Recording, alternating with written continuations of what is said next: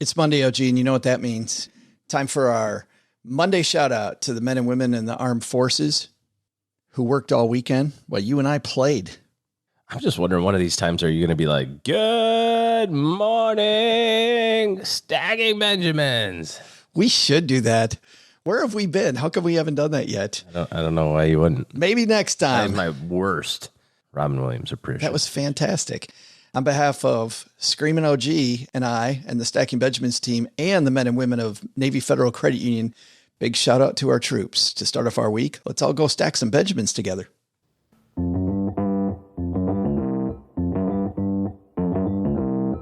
Live from Joe's mom's basement, it's the Stacking Benjamin Show.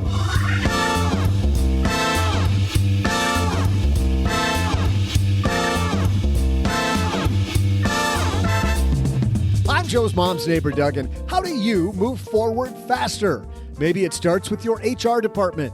Here today to help you put the resource in human resources. Oh, that's smooth. We welcome the evil HR lady herself, Suzanne Lucas.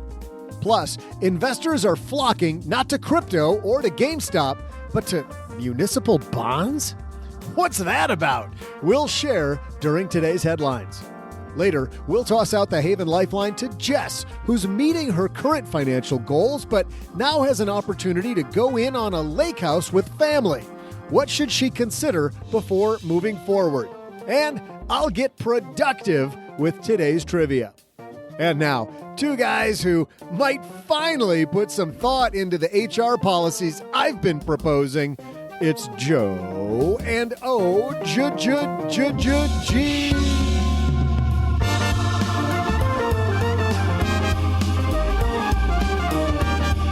Pants optional Monday, not going to happen, Doug. Special brownie Saturday. It's not a couple of really bad ideas. Hey, everybody. Welcome to Responsible Management for the Win podcast. I'm Joe Saul-Sehy, Average Joe Money on Twitter. And happy Monday to you and happy Monday to this fine gentleman sitting across the card table from me, Mr. OG. We do need to have Doug come down to the HR department. Some paperwork he needs to fill out. And bring a box. There's some disclosures that you need to sign. Can we see you and bring a box? Yes. We got a great show today. Suzanne Lucas, the evil HR lady. People may not know this, but she lives in Switzerland, OG, runs this top blog, writes for Inc. magazine. Of course, you've seen her all over the internets. Now she's coming down to the basement. She is doing a U.S. tour to talk about human resources. And we said, hey, while you're here, can you stop by the basement and maybe tell us? Because a lot of people don't know how to use their human resources well. I've worked with lots of human resource professionals. They're like, people don't take advantage of all the things at their company that are out there. So we're going to give a little love to them today. How about that? I love it. The TikTok minute, municipal bonds. Oh my, what a start to the week. Let's do it. Crazy. Let's light this candle. Well, I would, but first, there's nothing that relieves stress more when you have had a long day, you are completely fried, and you're thinking to yourself, maybe I'll just go out to dinner. But then you think about all those calories, all that money out of your wallet, and then you realize that you can eat healthy because you found Factor. Factor is ready in 2 minutes. Factor shops, preps, cooks, and delivers straight to your door, so you have more time for everything you love this spring, and you don't have to worry about eating healthy and going outside your budget because you've got the food sitting there in the fridge that you had pre-planned. What is Factor? Well, Factor has meals built around your goals, whether that's weight loss, overall nutrition, more protein, or GLP-1 support for strength and workout recovery. Check out Factor's Muscle Pro collection. Every meal's crafted with functional ingredients, lean proteins, colorful veggies, whole foods, and healthy fats. Factor bans 175 plus ingredients. No artificial colors or sweeteners, no high fructose corn syrup, no refined seed oils, just nutrient-dense foods. It's fresh, never frozen, over 100 rotating weekly meals, including globally inspired flavors like Mediterranean and Asian, so there's always something new to look forward to. I use Factor. I think you're going to love it too. Head to factormeals.com/SB50off, stackers, and use code SB50off, and you're going to get 50% off and free daily greens per box with new subscriptions only while supplies last until 9/27/2026. Now we can light the candle. Don't light the candle too early. You got to relax when you're lighting the candle, OG. Is that a euphemism? Suzanne Lucas, the evil HR lady, waiting upstairs. So let's get our headline started. Hello, darlings. And now it's time for your favorite part of the show, our Stacking Benjamin's headlines. You sound really good today.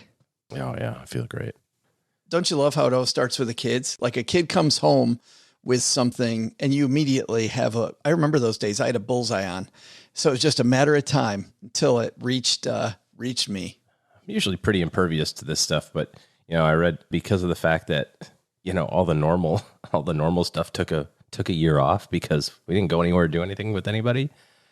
People are getting like the flu now. It's like summertime, like, oh, have the flu, colds and coughs. And Cheryl works in healthcare and works a lot with kids and has come home daily saying that there's this big, huge surge in things that you usually don't see this time of year. Yeah. Because the Petri dish is finally all back together.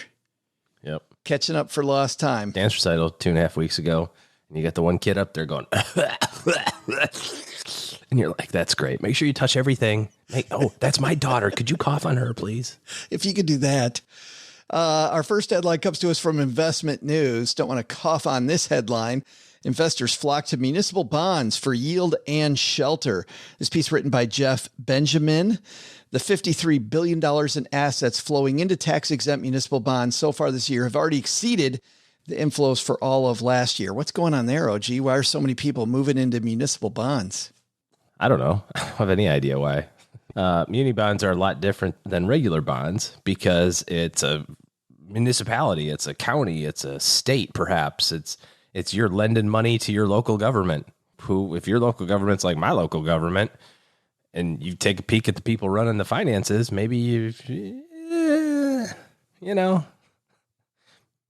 maybe not. Maybe you're just like, nah, I know that dude. And pass. He's on the Parks and Recs committee, and there's a reason why he's not on the building committee. I don't need to give him any of my money. So you're giving money to a city project. You're giving money to these public works things. You get a tax break. People doing it more for the tax break this year?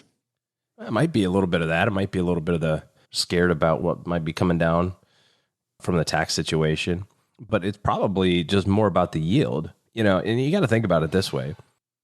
If the risk-free rate, which is the number that economists use and that finance people use, U.S. Treasuries, right? They're guaranteed by the full faith and credit of the United States government. So we use that as this is the no risk return number. So treasuries are really low. People get frustrated with that, just like we talk about with savings accounts. So we go, oh, goodness, I can't have my money in my savings account. It's only paying 0.4. So I got to go find this esoteric way to do it and get 0.8 or something. And you go, well, for every unit of additional return, there has to be something else. There has to be some other sort of trade-off that you're willing to take. And maybe you're doing it overtly and you know what you're taking, and maybe you're not. So what happens is people who have fixed income and rely on fixed income, dividends, which is, or interest, which is why you shouldn't do this, but you go searching for higher yields. And so you stretch into things that you go, well, this thing's paying 6%. My thing's paying 1%. I'll just go get the 6%. And that sounds great, except for the fact that you got to know what you're trading away. Now instead of being full faith and credit of the United States government, it's, Alameda County and their ability to raise taxes. But this is exactly why this piece actually later on, OG says that this boom is happening is actually because of the fact that the Fed has stepped in to buy muni bonds. This is a gentleman named Paul Winter, founder of Four Seasons Financial Planning, says the higher the tax rates that investors experience, the greater the appeal of the tax-free municipal bond interest income.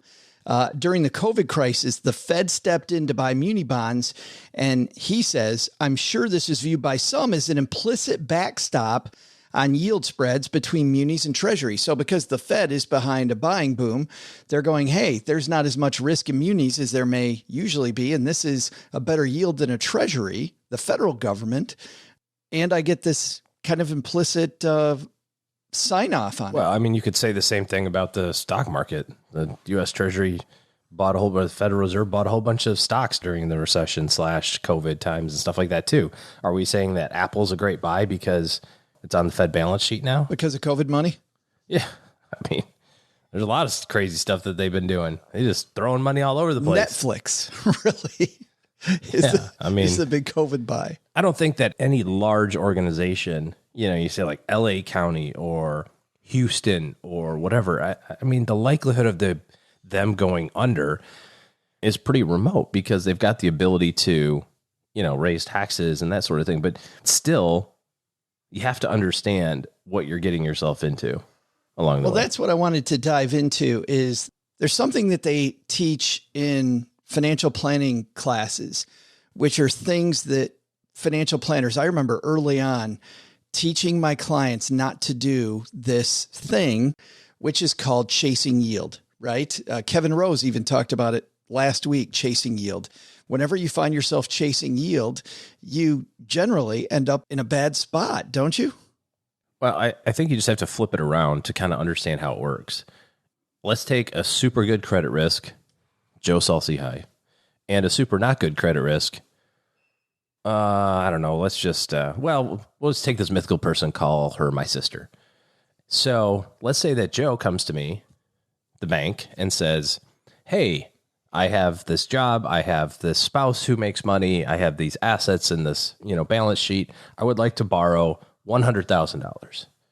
And the banker does what? Banker looks through Joe's credit history and payment history and income and tax returns and, so on and so forth. And then assigns a rate of risk, i.e. the interest rate, to that loan and to that term and says, well, Joe's good credit risk. We'll lend him $100,000 for 5%.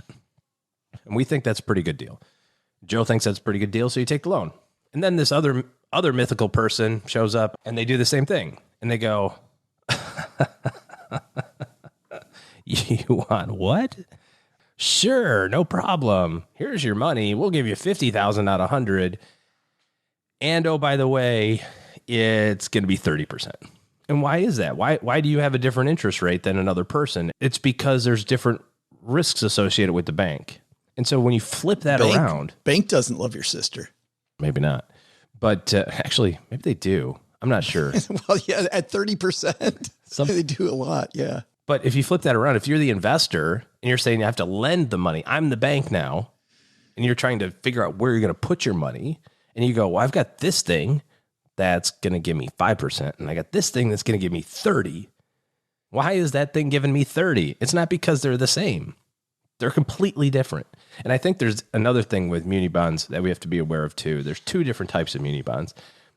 One is municipality wants money and they're just saying, hey, we need it for who knows what, but we can tax people to get the money back. That's a revenue bond, right? And then they have bonds for specific projects. Let's say, like in our area, they built a big football field stadium deal, and they did a bond project for that specific thing. And so they borrowed money for that, and so it's a different type of deal. But I think that also matters, like what you're looking at, what are the terms associated with that loan? That's with a specific project. Yeah. Yeah. They're not bad. Muni bonds are great if you have high income and you've got money lying around and you need some tax-free income. It's awesome. Just understand it's not the same thing. It's a different product altogether. And for the love of God, don't put your muni bonds in your IRA. You know what's happening. Don't put your muni bonds in your IRA. You know what's happening. You know somebody's doing it. What you should really do is you should put it inside your annuity IRA. Then you get double, triple tax deferral, tax-free. Why don't you? We're laughing about this. People are like, I don't understand. Why don't I put my muni bond inside my IRA? It's already tax-free. The income's already tax-free. You don't need the protection of the umbrella of the IRA or the Roth. So there you go. Don't put your muni bonds inside your. There it is. And a great strategy there too, stackers, is if you have two investments that by all other measures are equal, and that's never going to happen. But if they are by all other measures equal, put the one that is less tax efficient in your IRA and the one that's more tax efficient outside of your IRA. You'll save a few bucks. You're welcome. There it is. Hashtag blessed.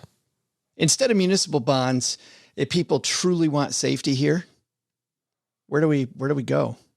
Fixed indexed annuities. Nice.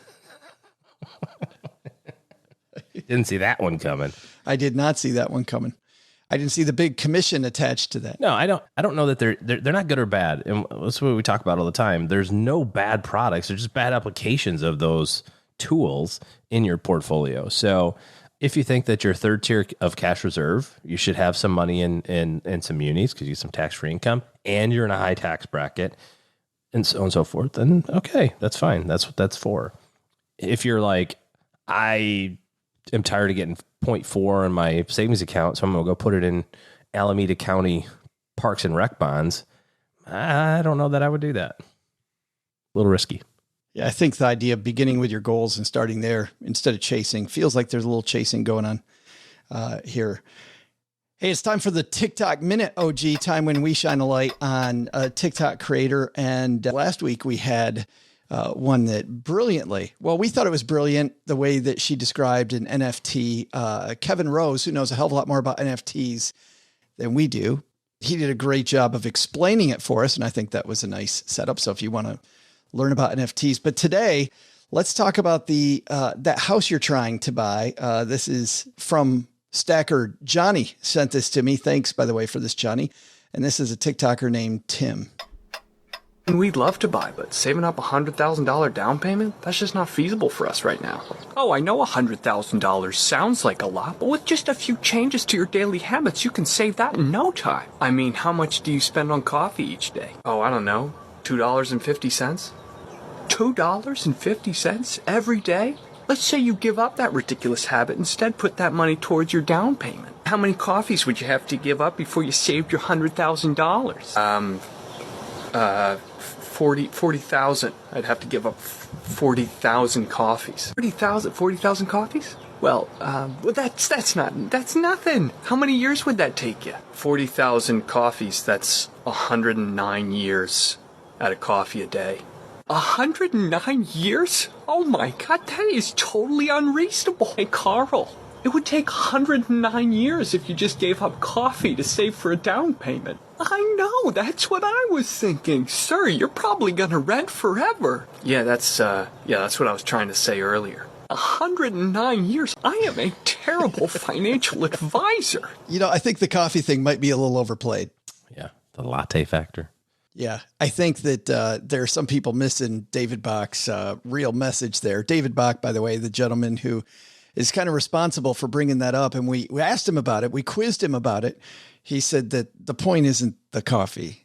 The point is, OG, that you can make little changes every day and capture that with automatic transactions into your bank account so the money's hidden from you and it'll have a big effect. Yeah, I mean, it could be coffee. It could be subscriptions. It could be, cheaper car insurance. It could be, shopping at a more affordable grocery store. I mean, there's all sorts of different ways to walking, the mile to get your coffee instead of driving, that's probably save more money now. So well, how about if you walk a mile to make your own coffee? That would be a little awkward. Could you imagine like backpacking in your like AeroPress into Starbucks? Setting it up on the counter there next to the creamer. You got a little grinder. The guys are looking at you like, what's up? You got a separate line. You're like, hey, Stella, good to see you again. You get like the Starbucks line, and then you start selling your own coffee at Starbucks. Like, that's the hack. That's the hack. Bring your own there it is. Side hustle. Sell your coffee at Starbucks, and you're going to make it. We joke about that, but we talk about the little things, and certainly I think there definitely is a gem there. But let's be realistic, OG. What's the fastest way to get to bajillionaire status? The fastest way?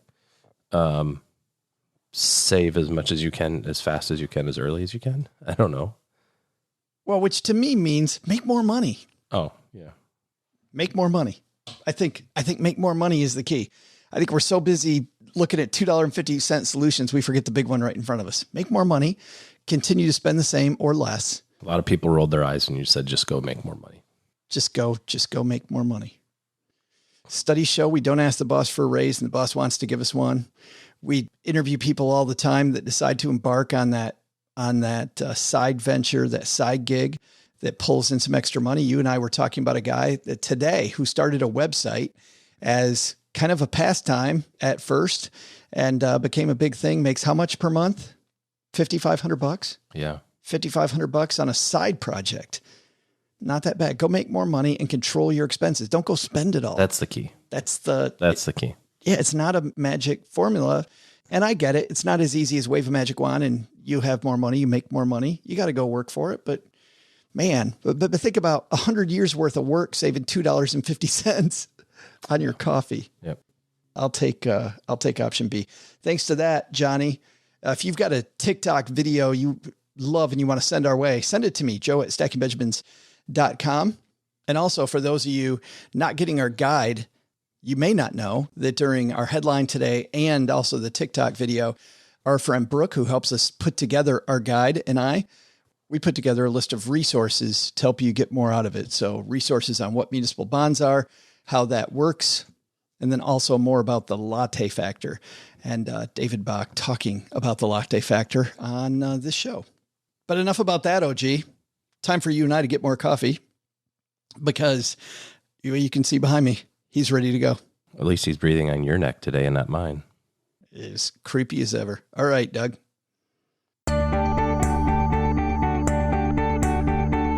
Hey there, Stackers. I'm your best friend, Joe's mom's neighbor, Doug, and I'm glad to see Joe about to talk with the evil HR lady about leveraging your HR because, would you believe it, we don't even have HR here in the basement.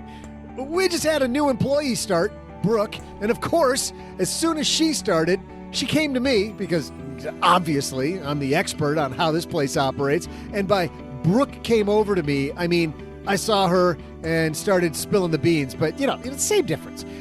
But you know me, Stackers, I mean, I'm always 2 steps ahead. So in the interest of HR, I've been cooking up some pretty sweet policies, which I'll share after today's trivia.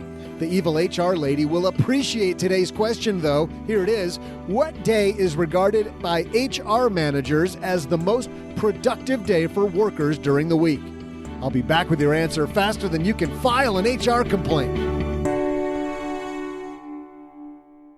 Well, did you know, Stackers, that with the More Rewards credit card from Navy Federal Credit Union, you can earn 3 times the points at supermarkets on food delivery and gas, plus 1 point on everything else. If you pay your bills and your credit card off every month, not just a minimum payment, but pay it off in every month, why not play the credit card reward game and make some money? Don't fall into that trap if you don't, because you got to pay it off every month first. Get it down and then get a great card like the More Rewards credit card, because rewards don't expire when your account's open. You can redeem them for cash, travel, gift cards, and more. Plus, the More Rewards card is contactless, and you'll make payments quickly and securely with just a tap of your card. Speaking of rewards, you can get a Navy Federal auto loan and reward yourself with that ride to work that you need. Timing, maybe not the best, but when you need a car, you need it. And Navy Federal is there for you. Applying is super easy. You can do it on the mobile app, online, or by phone, and it's super fast. You can get a decision in seconds. Right now, by the way, rates are as low as 1.79% APR. Plus, with Navy Federal's car buying service powered by TrueCar, you will get a much better deal. I've used this service a ton, and by a ton, I mean my last 2 cars. And I have saved not hundreds of dollars, Stackers, but thousands of dollars. I did it once with a used car. I did it once with a new car. It is amazing. You can shop, compare, and save on your next car. So whether it's your first car or your dream car, Navy Federal can help you cruise into that ride that you can afford. At Navy Federal, our members are the mission. Sure, by NCUA, open to the armed forces, DOD, veterans, and their families like me. American Express is a registered service mark of American Express used by Navy Federal under license. Credit and collateral subject to approval, rates subject to change, and are based on creditworthiness. Rate available for new vehicles. Message and data rates may apply. Visit NavyFederal.org for more information and to apply. Well, running a small business, as you may know, like I do, it is super fun, but it can also be very tough. And when it's time to get a loan, it can feel impossible to find the lender that you actually trust. Big banks say no. The internet, well, that's full of sketchy offers with sky-high rates and fine print you can barely read. Whether you need help covering payroll, managing cash flow, or investing in growth, you deserve better. And that's why I recommend the small business marketplace Fundera, which is powered by NerdWallet. It's a free, easy-to-use platform. It lets you compare real financing offers from trusted lenders, and it's all in one place. And what I like is that you don't need perfect credit to get started. There's no spam. There's no bait and switch. Just personalized options that fit your business needs. Nothing I like better than a place that treats me the way that they would want to be treated. Using Fundera is a super way to quickly compare options and make your best funding move the way any great business owner would. Here's the best part, though. For a limited time, when you visit nerdwallet.com/SB and fill out the no obligation form, you're going to get VIP treatment and talk with a real person who knows all the ins and outs of small business lending. And you can tell them specifically what you're looking for. They can tell you specifically which options you should probably consider most. Don't risk your business on unreliable lenders. Go to nerdwallet.com/SB to learn more and find the funding you deserve. Fundera Inc., NMLS ID number 1240038.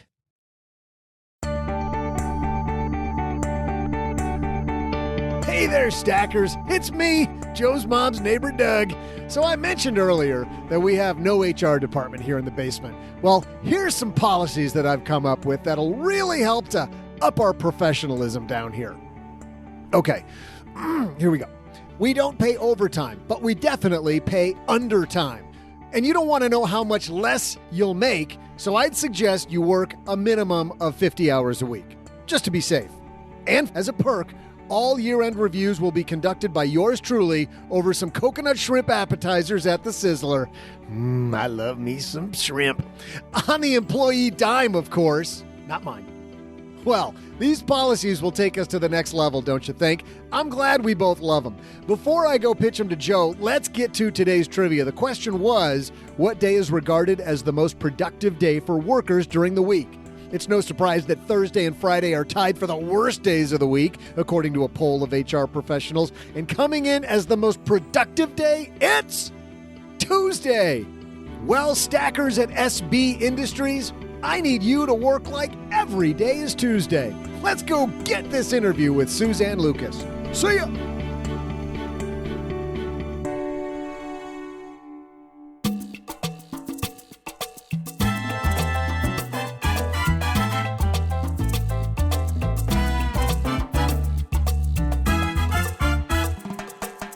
We talked earlier about making more money.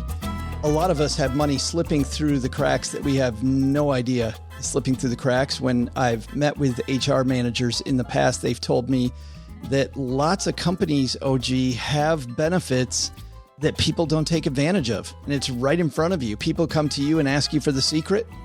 Maybe there's a secret there. It is quite surprising in reviewing, like HR guides and stuff like that from companies, and especially bigger companies. There's so many different resources there. From easy things like gym memberships, but to more complicated things like counseling sessions and helping with adoptions and just all sorts of things that are available if you get that big PDF, but, read through that, figure out what's available. Yes, so many opportunities. Today, we're going to dive into some of those. The Evil HR Lady, Suzanne Lucas, has been doing this for a long time. Her award-winning blog, The Evil HR Lady, is not only incredibly funny, but very useful. And I read it just to see what bizarre question she's going to answer. Everything from people who decide not to shower before they come to work. That was a good one. To what we're going to talk about today. How do we flex those flex benefits? Let's say hello to Suzanne Lucas.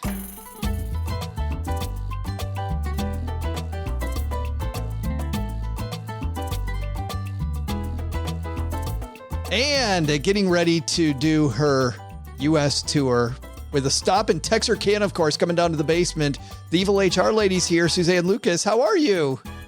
I am so excited to be back in the basement. I needed a little dose of darkness and mold. Right.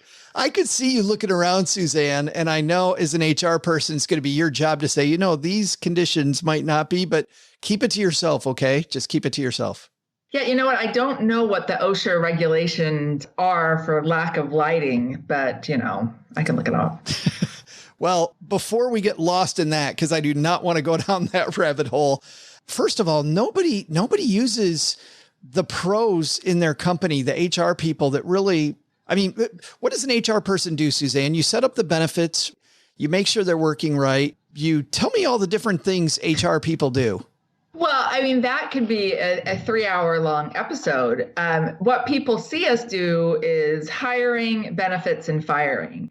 What we do is so much bigger than that. And there are things that can help your career. Depending on the company, some companies will offer you the opportunity to sit down with someone and map out a career. What's that, like a career? Is that like a career specialist, a career trainer? It would be like an employee relations person. And they're not going to map out your career outside the company. Sure. But like, this is where you need to go within the company. And these are the skills that you're lacking. And they can help you arrange training and education to get you there. And sometimes, especially in bigger companies, that stuff is offered in-house.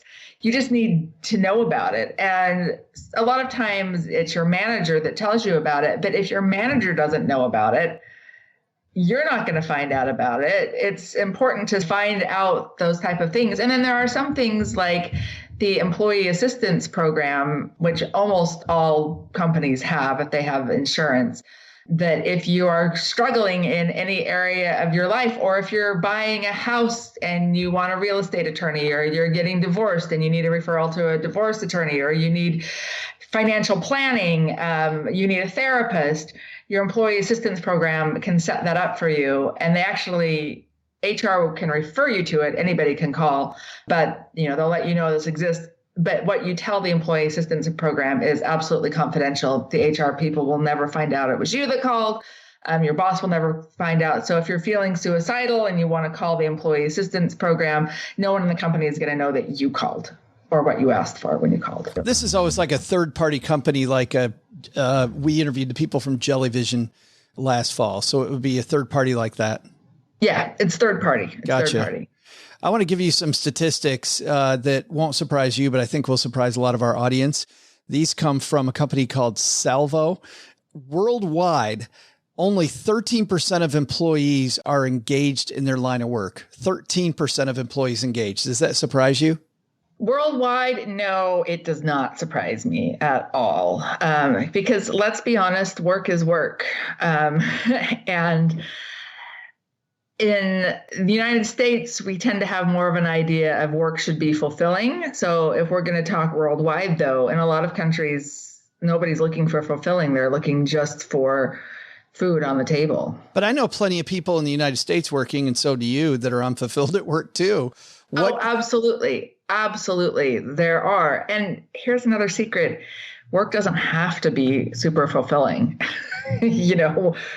When we talk about work-life balance, it's that life part afterwards. It's great if your work can be fulfilling, but it's fine too if it's not, if it's meeting your needs. But how do you then get productivity high with people that are unfulfilled? Do you then have your HR people and your management team work on all the benefits of getting it done quickly so you can do other things, or maybe giving people support outside of business? Like, how do you facilitate keeping morale high if it's an unfulfilling job?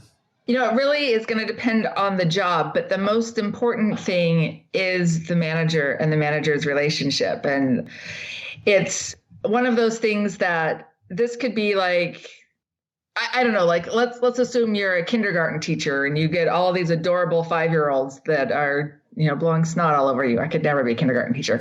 But let's theorize that this is a super fulfilling job. You teach kids how to read and they say, I love you. And it's just wonderful. Everything about it is wonderful. Theoretically, never do it. But if your boss is a complete jerk, that job is not going to be fulfilling. It's going to be stressful. If your principal is always, walking in, checking on you and saying, hey, you suck, you said that wrong to that adorable child, you're going to become stressed out no matter what the job is, right? It's not going to be good. On the other hand, going back in the day when I used to work at Burger King, I loved that job because the people I worked with were so awesome. But there's nothing awesome about taking orders, making food, cleaning the dining room. Nobody's like, ooh, this is fulfilling. But it was the coworkers that made the difference and the bosses that made the difference. So if you can work with your managers to make them better managers, it can make boring work or tedious work or downright icky work still be a good, fulfilling job. Where does the HR function fit into that? Is it HR's job to kind of report the mood of the workplace or to recommend that manager X maybe get some more training? Like, tell me how HR makes that better. Well, it's going to depend on the company, but what HR should be doing, first of all, they should be looking at employee engagement. They should be asking employees, if you're happy, what can we do better? But here's the problem with asking that. A lot of times HR departments will run these surveys and people will answer. And then the CEO, the senior leadership team is like, no, we don't want to make any changes. So the first rule of asking an employee engagement survey is don't ask if you're not willing to make changes. If you find out that something is going on, you need to offer that coaching. There's things that are illegal and things that are not. So if you come to me as your HR person and say, hey, my boss is sexually harassing me, by law, I now have to investigate that one way or another, whether it's happening, whether you're making it up, how extreme it is, all that, because that's illegal. If you come up to me and say, hey, my boss is a micromanaging nitwit, there's nothing that's illegal about that. So legally, I don't have to investigate that. I don't have to talk to the boss. I can say to you, suck it up, buttercup, or find a new job. A good HR department will say, let's talk about this and investigate and do the same thing that they would do for something that was illegal, because this is a really destructive thing to have, and then work with the manager to fix those problems. And one of the things that companies really are terrible at is giving managers training. A lot of times the promotion to manager is because you're good at doing, but doing is different than managing. And so HR should really be there giving that training for the managing part of things. And like I said, a lot of managers don't know what's out there and available for them. Yeah, that's so interesting. And you're right. People get promoted to this point that they don't know what they're doing. And it's a new leading people. I'm even learning from this coach that I have now, Suzanne, that leading people is a whole different skill set than managing people, right? Yeah, they are completely different skill sets. And a lot of companies are just like, okay, yeah, good, you're the boss. We talked to get your performance appraisals in. Right. We talked to Ashley Goodall, who with a gentleman named Marcus Buckingham. The two of them wrote this piece for the Harvard Business Review and then turned it into a book. And Ashley, when he was on the show, echoed exactly what you're saying, which is that forget about all this money companies are spending on telling the outside world that they have a great culture. Culture is the people that you have lunch with every day. If that boss and those coworkers suck, your culture is going to be horrible. While culture at the next table is phenomenal. It sounds like that's kind of exactly where you're at. It absolutely is the case because it's who you deal with. I mean, there can be an overarching company culture for sure that comes down from the top.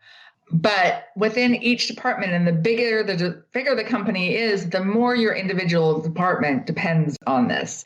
And Company messaging doesn't matter. There was a study that just came out that I just find fascinating, is that tech companies that sponsored Black Lives Matter and put it on their websites and gave money to the organization were 20% less likely to have Black employees. So they had 20% fewer Black employees than tech companies that didn't say anything. Really? Yes, really. I can send it to you. It's crazy pants. This is what we talk about when we have cultural disconnect. So somebody in the public relations department sat down with the CEO and said, this is good for our image. We're going to put this up. But then it didn't change the company culture at all. It didn't influence hiring. It didn't influence retention. It was putting a phrase on a website and, writing a check. They're putting a Band-Aid on it. Putting a Band-Aid on it and saying, pat us on the back, look at us, look how great we are. But they didn't make any changes. And so you have a lot of companies, you see this all the time on job postings, flexible, family friendly, blah, blah, blah. And it's not the case at all. And a lot of that, of course, depends upon your particular manager as well, because you can have a company where, the marketing department has a great culture and they are flexible and they do this. And then the finance department is run with an iron fist. And, if you're 30 seconds late, you get written up and just, it can be a complete opposite thing, even though technically it's the same company. Another facet of this discussion that is in this LinkedIn study that we'll link to, by the way, if you get our show guide, stackingbenjamins.com/stacker, you have maybe already seen this, but an industry-wide study of over 2,500 people found that 55% of workers would take less pay to have more fun at work. So when you talk about the iron fist, right? Though, Suzanne, that manager's going, if I don't use an iron fist, well, then stuff's not going to happen. People are going to walk all over me. This is going to be hell. How do you change that? I don't know if it's that mindset, or does that mindset need to be changed? There are people that absolutely, wouldn't put their shoes on in the morning if someone didn't tell them to. Those people exist. You don't want to hire them. If you have employees that cannot function without that iron fist, the problem is you in your hiring. Are you paying too little money? Are your benefits crappy? Is that why you can't get good quality people to work for you? I want to end on this question because it sure seems to me that there's a correlation here. On the last Wednesday's podcast, OG and I took a question from somebody about being a landlord, and we talked about how you can solve a lot of problems as a landlord by getting the right tenant, right? By looking at those flags. You seem to be saying the same thing about employees, Suzanne, that a lot of the problems that companies experience can make or break things if you do better hiring. This is so true. It is so true. I'm working with a client right now on reducing their turnover rate. And the job, the company is warehouse. And warehouse work is hard. Let's be honest. It's one of those jobs where it's not super fulfilling. It's hard physical labor. And so we've been talking about, well, in your recruiting, how are you doing this? And so they're giving tours to the candidates and having them walk up and down the length of the warehouse and see exactly what's going on. And it's reducing the number of people that want the job, but it's increasing the retention otherwise, because instead of just trying to say, okay, this is fabulous, it's not hard, you just pick up boxes and put it in the truck. Pick up box, put it in the truck, easy peasy, right? Anybody can do it. You can sell it that way, or you can say, look, you will be putting this many steps a day and you will be lifting this and you will be having to look out for the forklifts and we're going to walk around here and this is the clothes you have to wear and you have to wear the steel-toed boots and you have to, so they really have a concept of what they're getting into. So it increases that retention when you're honest about the job, and then also working on training the managers to be better managers. And so, she's working on making sure that her managers are getting trained and making sure that in the hiring process, they're more honest about what's going on so that they get the right people in the door in the first place. And one of those things is salary. And I'm sorry for managers and company owners that are like, I want to pay bottom dollar. Sure, you can pay bottom dollar, but you're going to get bottom employees if you do that. There's a study, but part of the study, though, says that a bunch of people, well, we talked about this earlier, that people would take less money if the job were more fun. True to a certain extent? I think that is something that people say, but they don't really mean. If I come in for a job interview to work for Stacking Benjamins and you say, it's going to be a 25% pay cut for you, Suzanne, but I promise will be fun. Am I going to take that job? No, I'm not. I'm not. Even though I know it would be fun. I'm so disappointed. I'm so. Were you going to offer me a job at the end of this? That's the way most of our interviews end. We offer every person we interview a job. Please come take over the podcast. Please. If somebody can do this besides me. I lied. I would absolutely. But I rule with an iron fist.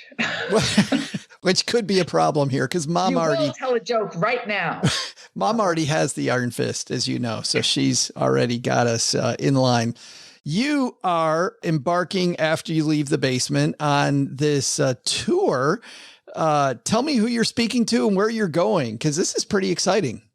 So yes, I'm super excited. I, along with Brenda Neckbottle, who is Brenda the HR lady, and she just launched a best-selling book on HR of how to crawl your way from nobody to VP in HR. It's a great book. She and I are hitting 3 cities in July. On July 19th, we'll be in Baltimore, Maryland. And then on July 21st, we'll be in Dallas, Texas. And then on July 22nd, we are ending in Provo, Utah. And we are talking about how to be intentional in your career. And it's specifically targeted towards HR managers, but really any manager or anybody that wants to be a manager would be great for this. How to be intentional, and then how to communicate so people listen the first time.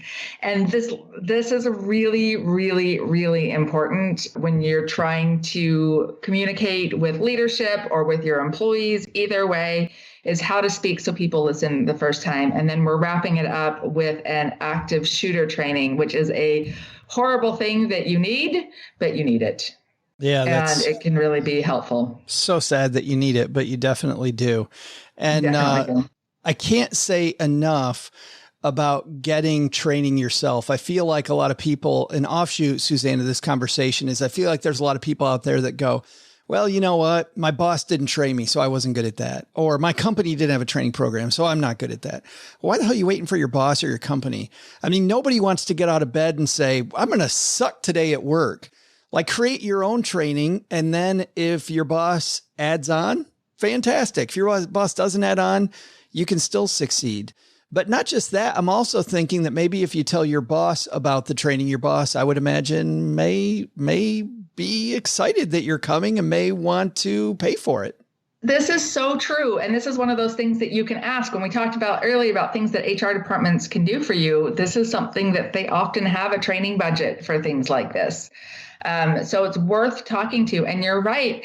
Nobody cares about your career like you care about your career. So if you see a gap or if you see a place where you want to grow, by golly, go out and find the training. And of course, I'm going to say everybody needs management training, whether you're a manager now or not. It's about communicating with other people is really what we're looking at in leadership. So please come. But if you decide that you need any kind of training, I'm not really good at Excel. I need Excel training. I need project management training. All of this stuff is out there. A lot of times your HR department can help you find it either internally or externally. And a lot of times they have a budget for it. Yeah. You just have to ask. And I'll tell you this as somebody that has a team of 6 people, part-time people. But if anybody on our team, and our whole team listens to this as I say it, and I'm sure they'll nod their head. If any member of my team ever comes to me and goes, Joe, I think I really want this training. Why would I say no? Like, why that really? Oh, you want to be better at your job? Screw you. I do not want you to have that training. Like I would. Exactly. I am all about that, man. Let's go. I think that's an excellent attitude. Yeah. Maybe I will come work for you with that 25% pay cut. Where do people sign up? Where do they find out more? So they can come to my website, evilhrlady.org, or you can just Google Evil HR Lady. I will pop up. The registration information for the conference is at the top of my webpage. And we would love to see you. So evilhrlady.org. Awesome. And you know what? We'll have a link. There's, of course, a link in the guide if you get that. If you don't, we have a link in the show notes page at stackingbenjamins.com. Suzanne, great talking to you again. Glad you're in the U.S. for a couple months. Congratulations on more good stuff. It's all about free refills of root beer. That's why I come. That's the American way. Hi, I'm Derek, and when I'm not working on the hook for Joe's mom's next greatest rap album, I'm stacking Benjamins, baby. Big thanks to Suzanne for coming down to the basement. By the way, we talked with Suzanne for much longer, and we had a great discussion. If you want to hear the whole unedited version of that, head over to our YouTube page. Go to youtube.com, put in Stacking Benjamins, and you'll find that whole thing. But OG, I'm with Suzanne. There's a lot of magic in that PDF, like you were saying before the interview. There's lots of stuff. How come we don't have better benefits down here in the basement? Well, I'm with Doug. I have amazing benefits. So I have talked to HR, and I have decided, and HR decided with me, that I should get a lot of benefits. And our real HR director is? Well, it's me, but that's why I said we discussed it. We had a unanimous vote. It was close. It was closer than you think, but it only passed by one vote, believe it or not. But yeah, we decided that as the Rock of the show, in many ways, both in physical appearance, just like the Rock, but also, a more sturdy, using that analogy, like the cornerstone of the show. I don't want to say entitled to have more, but that word did come up in the meetings. It is getting mighty. You brought it up, not mighty me. Deep. Yeah. By the way, your shirt, Dad flying, Dad pilot. Got to represent, man. I don't know what to tell you. It's a weird flex, huh? Daddy. I'm just trying to do it. Trying to figure out what that's all about. It was a Father's Day gift a year ago. Thank you very much. And it's just a shirt that says Dad on it. That has it's just screen printed, and then it has a little airplane through it. I don't know if that's as cool as mine. I can't read it. It's a Slytherin t-shirt. I don't know what Slytherin is. Oh, you never read Harry Potter? No Harry Potter? All right. We're off that topic. Let's help a stacker do better with their money, OG. Today's Cullen segment brought to you by The Stacker. We mentioned it earlier. We publish a guide to our Monday and Wednesday shows. You can get the guide, which our friend Brooke and I put together. It is a fantastic resource for you every Sunday night and Tuesday before the show comes out. We don't tell you everything about the show. What we do is kind of introduce you to the concepts ahead of time. We give you additional resources, more that you can dig into. So while our show notes are fantastic, the guide is even better. stackingbenjamins.com/stacker. Also, for no additional charge, you will get my money lessons, currently at 19. You'll get those once a week for the first 19 weeks. And as we add them, which is, at this point, semi-annually, which may or may not be a joke. I like it. Depending on when you listen to this, we are adding lessons. Our goal is to get to 52 money lessons as well. So you'll get not only the guide, but you'll also get a money lesson a week. And as our book tour and our live show tour ramps up in the beginning of 2022, you can know where to find OG, Doug, and I, and the gang. stackingbenjamins.com/stacker. All right. Today, we're going to help Jess stack more Benjamins. Say hi, Jess. Hey, Joe and OG. This is Jess. I'm not anonymous because, let's face it, I probably don't know the only other listener to your podcast. My husband and I are 38 and 35 with 2 young children. We both have jobs that are in high demand and we live below our means. We use a financial advisor, have set goals and continue to meet them, and our only debt is our home. So here's the dealio. We have some additional money we could spend without affecting our planned goals and have recently come across the opportunity to purchase a lake house with other family members. This would be split 3 to 4 ways between my husband and I, my in-laws, my husband's aunt and uncle, and possibly their son and daughter-in-law. What are the potential downsides I need to consider? Is it possible to have different loans for the total purchase price of the house? If not, would it be possible to set up payments where each family would pay their own portion separately to the lender? What would happen if one of the families were no longer able to pay their portion? For lack of better terms, would the rest of us be SOL? If you were in the situation, how would you split electricity, gas, and water bills? We like the idea because splitting weekends, the costs and responsibilities of maintaining the home seems like a win-win all around. Well, gotta run because I'm meeting Doug at the Sizzler for dinner. He keeps going on and on about how great their steak is. It's Salisbury? I can't wait to show off my new swag t-shirt at the lake. See ya! See ya, Jess. Thanks, Jess, for that call, and congratulations on meeting Doug down at the Sizzler. And remember to just smile at him a little bit, and he will pick up the check for everybody. So, Doug, very gregarious. You're looking at me like, no, you don't think so? How many times has Doug not picked up the check when you've been out with him? I've never had a meal where Doug is paid. I was going to say, now that I think about it. Ever. I'm thinking that I've been out with Doug a fair number of times. And I wish I was joking. I'm thinking back to the last time that he paid. Yeah. Yeah. Yeah. There's a time that you and I went out with him at that place on Woodward Avenue. No, on Telegraph. He didn't pay that time. And I went out with him. Yeah. The time after that, he didn't do it. And I'm thinking about the time I took him to the hockey game. Damn it. He never pays. He never ever pays. But just more to your question, family and a cottage. OG, what do you think about this one? No, God! No, God, please, no! No! No! No! Thank you, Michael Scott. Yeah. I'm not a fan. This is a terrible idea. This is so bad. Why is it a terrible idea? Because you've done it? Oh, well, we're living it, but we haven't done it, but we live it. Listen, the lake house is a great idea. The vacation place, the family, like I love that idea. That's fine. Just go do it on your own. If you can't afford that because you need 3 other partners, then you just got to wait a little bit or just downsize it or whatever. But when you add different people into the mix, unless they are all filthy rich, there is inevitably going to be an issue with somebody that has something else as a higher priority along the way. And the big issue here, I think, OG, is when you're doing it without them being family members, which to your point, I think is bad enough. It's one thing, but they will feel a little obligation to have to pay you. But family is still going to be family. And I found family members will go back on a commitment a little faster. And Jess's family certainly may be different, right? Might not be the same. Yeah, I mean, but just think about it. Like, what happens when somebody has a medical issue at the same time that the roof needs repaired?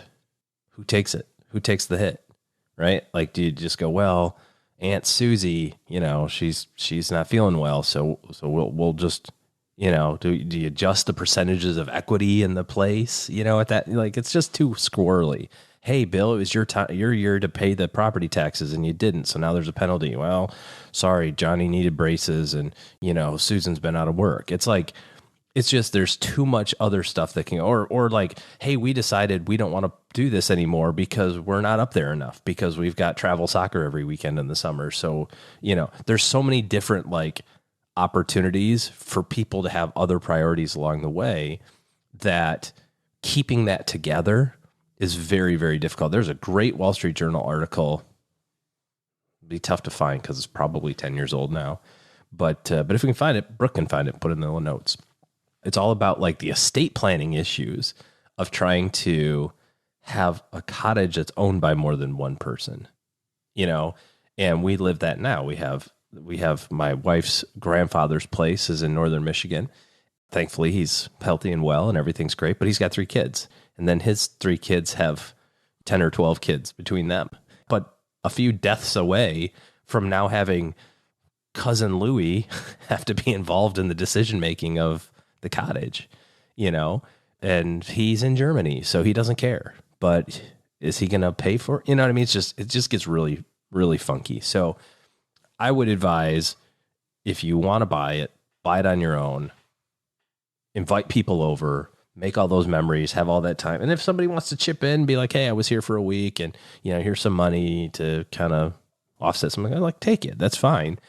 But I would not do it with family. Yeah, I think there's complications when it comes to her bank question too, OG. I don't know a banker that's going to be excited about giving a portion of a loan to 5 different families to create one property. They're going to want to give it to one person. Well, I mean, you could have a co-lender, but again, just think about the issues with that, right? Like, what happens if the 4th person in the transaction has a financial issue? Now, the other 4 of you are going to have to like pony up extra money. Otherwise you all get a ding on your credit.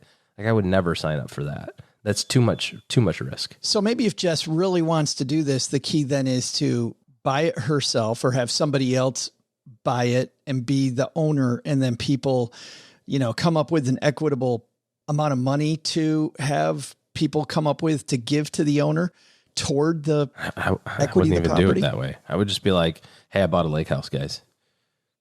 Come on over if you want. Just don't make it a big deal.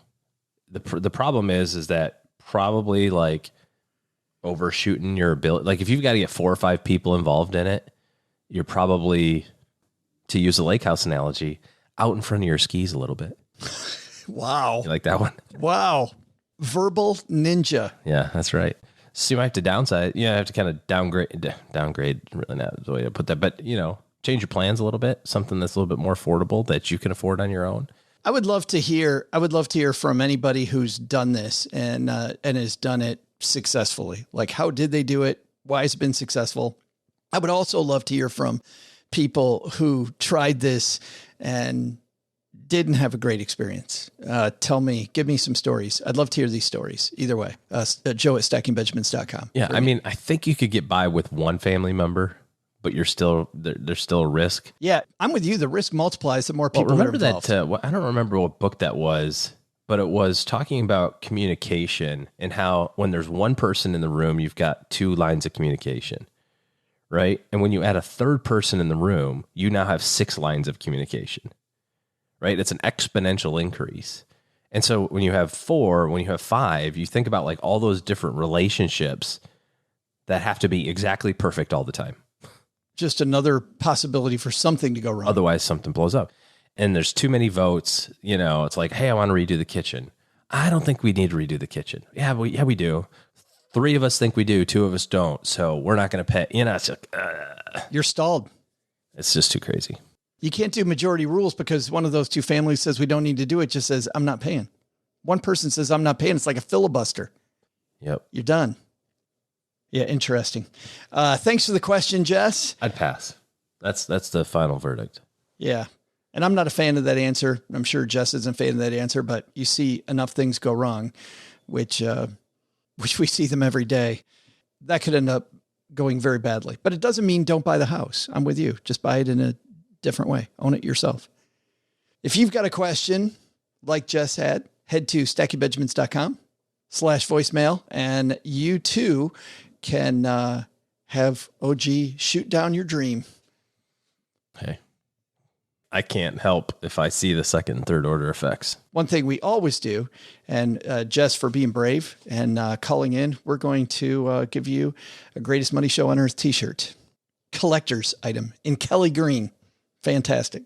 I was wearing it in Austin, Texas this last week. Everybody was looking at me. I take that back. Nobody was looking at me. Well, the person at the grocery store was looking at me, but that's because it was time to pay the bill. Because you had a gallon of milk and 7 cases of beer. I'm going to go camping. Haters going to hate. That's going to do it for today. Hey, got to say a few thank yous. Thank you to everybody who's taken the time to give us a review of the show. If you've had fun here, please help out the show. Please help us out. Makes our job a little easier when people know what they're getting into. Head to wherever you listen to the show, whether it's Apple Podcast, wherever, and leave a review of the podcast. If you send me that you left a review, I'm happy to send you some SB swag. We get books from all the different authors that come on the show, and we'll put your name in a hat of all the responses we get that week, and we will pull one out. And we're going to send a book to Leah this week. Bibliophiles Beware. I don't always listen to this podcast, but when I do, she's doing her, what is it? Richest man in the world impression. She's doing a richest man in the world impression. Isn't that, or the world's most fascinating guy? What is that? The world's most interesting man. I don't always blank, but when I do, you know, the Dos Equis commercials. You're looking at me like you have no idea what we're talking about. Yeah, they changed the dude, but I know. Was it it was the most interesting man in the world, wasn't it? I think so, yeah. Leah's doing that impression. 5 stars, Bibliophiles Beware. I don't always listen to this podcast, but when I do, I usually get their movie references and buy the book they discuss. Sorry about that. There is a library, Leah. There's a library. You can get these books, but thanks so much for listening, and expect a note from Gertrude. Last but not least, if you need to make better financial decisions for the second half of 2021 than you made in the first half, a lot of reports about people starting to break the bank now that we're hopefully rounding the corner on COVID. Maybe you need to make better decisions. Head to stackingbenjamins.com/OG, and that's the link to interface with OG's team of professionals. So if it's time to have a financial planner in the corner, that's your link, stackingbenjamins.com/OG. All right, that's going to do it for today. I'm Joe. He's OG. This is going to be Doug. Doug, what should we have learned today? So, what should we have learned today? First, take a lesson from our headlines. Chasing municipal bonds? Beware chasing any hot investment. If you don't know why you're buying it, how will you know when or why to sell? Second, take a lesson from Suzanne Lucas. Go talk to your HR team. They're a much bigger resource than people realize. But the big lesson? Turns out we do have an HR person, and #bad news, it's Joe's mom. Yep. I learned I violated a number of our policies just on our show today. Like, you heard them all. And now I'm stuck cleaning windows. Again. To learn more about our guests and for more resources, you can head to our show notes page at stackingbenjamins.com. Want to attend Suzanne's event next month? For dates, availability, or just to learn more about how you can better leverage your HR team, head over and visit Suzanne Lucas at evilhrlady.org. This show is the property of SB Podcasts, LLC, copyright 2021, and is created by Joe Saul-Sehy. Our producer is Karen Rapine. The show is written by Taylor Stevens with help from Joe and Doc G from the Earn and Invest podcast. After you listen, check out our show notes page written by our website manager and blog editor, Brooke Miller. Brooke and Joe also collaborate on a guide to the show and with lots of extras we couldn't include on today's podcast. Heck, they'll also throw in some life money lessons from Joe, and it's all free.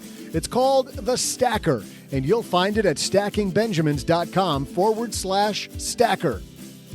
Once we get all of this goodness bottled up, it goes over to our engineer, the amazing Steve Stewart, who helps the rest of our team sound nearly as good as I do right now. Want to talk about the show later? Mom's friend Gertrude is the room mother in our Facebook group, The Basement. She also is our social media coordinator, so say hello when you see us posting online. Here's a weird fact. She and Tina Eichenberg are never in the same room at the same time. For a URL that'll take you right to our Facebook group, by the way, type stackingbenjamins.com/basement. I'm Joe's mom's neighbor, Doug, reminding you that cupcakes, yeah, they're just muffins that believed in miracles, so anything is possible.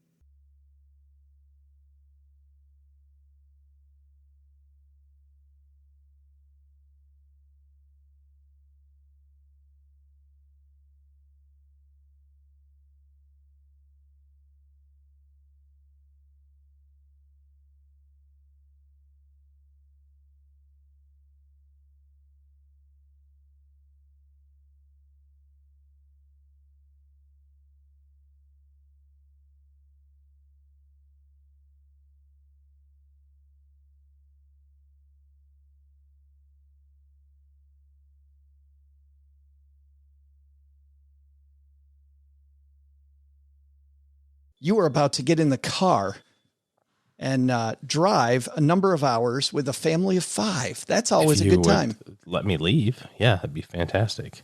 Do you sing 100 bottles of beer on the wall? You remember that song? No. Do people do that?